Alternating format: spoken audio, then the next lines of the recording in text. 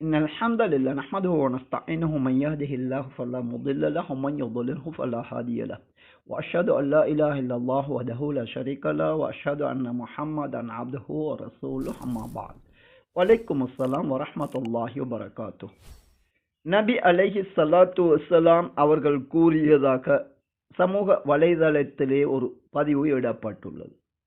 ஒரு முறை கடன் கொடுப்பது அதில் பாதியை தர்மம் செய்ததனுடைய இடத்தில் இருக்கின்றது. ஆதாரம் முஸ்னத் அஹ்மத், இலக்கம் 3911 என்று இந்த பதிவிலே காணப்படுகின்றது. இது உண்மையான ஹதீஸா என்று இந்த பதிவை முன்வைத்து கேள்வி தொடுக்கப்படுகின்றது. முஸ்னத் அஹ்மதிலே காணப்படுகின்ற இந்த அறிவிப்பாளர் வரிசை ஏற்கும் தரத்தில் இருந்தால் கூட இது நபி அவர்கள் கூறியதா அல்லது இதனை அறிவிக்கின்ற நபித்தோழர் கூறியதா என்ற சர்ச்சை காணப்படுகின்றது. அதே நேரம் இந்த செய்தியை உண்மைப்படுத்தக்கூடிய பல்வேறு அறிவிப்புகள் காணப்படுகின்றன. ஒட்டுமொத்தத்தில் இஸ்லாமிய பார்வையில் கடன் கொடுப்பதென்பது ஒரு நல்லமல் என்பதிலே எந்த சந்தேகமும் கிடையாது. ஒரு தவணை குறித்து நாம் கடன் கொடுப்பதென்பது அது அதன் அரைவாசி பகுதியை தர்மமாக கொடுத்த நன்மையை பெற்று தருகின்றது என்பதுதான் நபி அலைஹி ஸலாத்து வஸ்ஸலாம் அவர்களது பார்வையாகும், வகையிலிருந்து அவர்கள் காட்டிய வழிமுறையாகும். குறிப்பிட்ட தவணை வந்ததன் பிறகும் கடனை செலுத்த முடியாதவருக்கு மேலதிக தவணை கொடுப்பதென்பது முழுமையாக அந்த தொகையை சதகா கொடுத்த நன்மை கிடைக்கின்றது என்று நபி அலைஹி ஸலாத்து வஸ்ஸலாம் அவர்கள் கூறுகின்றார்கள். இங்கே முஸ்னத் அஹ்மதில் உள்ள அறிவிப்பை விட உறுதியான ஒரு அறிவிப்பு முஸ்தத்ரக் ஹாக்கிமிலே 2256 என இலக்கமிடப்பட்டு புரைடா ரலியல்லாஹு அன்ஹு அவர்கள் இந்த செய்தியை அறிவிக்கின்றார்கள். கடன் கொடுப்பதென்பது ஒரு மனிதனுக்கு சதகா கொடுப்பதை விட ஒரு முக்கியமாக அமைகின்றது என்ற ஒரு கருத்து நபியின் பெயரால் பதிவு செய்யப்பட்டுள்ளது. அது உண்மையான ஹதீஸ் இல்லாவிட்டாலும் அந்த கருத்தும் சரியானது.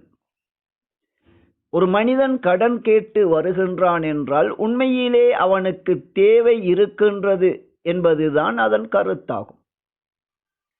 நாம் சதகா கொடுக்கின்ற போது யாரோ ஒருவருக்கு நாம் கொடுக்க வேண்டும் என கொடுக்கின்றோம்.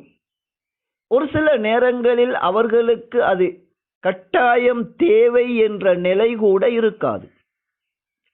அதே நேரத்தில் ஒருவர் கடன் கேட்டு வருகின்றார் என்றால் நிச்சயமாக அவருக்கு தேவை இருக்கின்றது என்பதை நாம் அறிந்து கொள்ள முடியும். எப்படியோ அல்லாஹுக்காக கடன் கொடுப்பதென்பது இஸ்லாத்திலே மிகச்சிறந்த ஒரு அமல் என்பதை சுன்னாவிலிருந்து நாம் அறிய முடியும். தவணை விதித்து கடனை கொடுக்கின்ற போது அதன் அரைவாசியை தர்மம் செய்த நன்மை எங்களுக்கு கிடைக்கின்றது. குறிப்பிட்ட தவணையில் அதனை திருப்பி செலுத்த முடியாதவருக்கு மேலும் அவகாசம் நாம் கொடுத்தால் அந்த தொகையை தர்மம் செய்த நன்மை எமக்கு கிடைக்கின்றது என்பதில் சந்தேகம் கிடையாது. பல்வேறு செய்திகள் இந்த விடயத்தை உண்மைப்படுத்துகின்றது.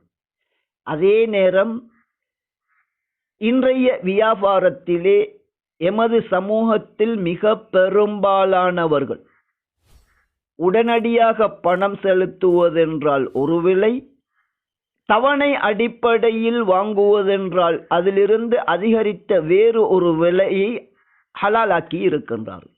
ஆனால் இது முற்றிலும் ஹராமானது.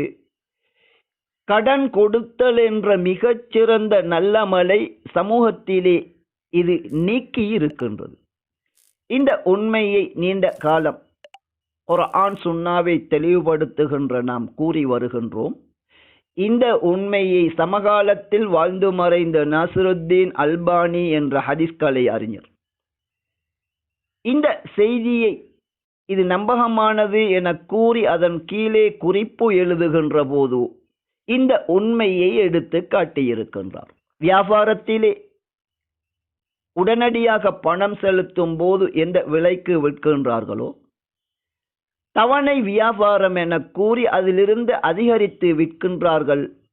இது கடன் கொடுத்தல் என்ற மிகச்சிறந்த நல்லமலை தூரமாக்கி இருக்கின்றது.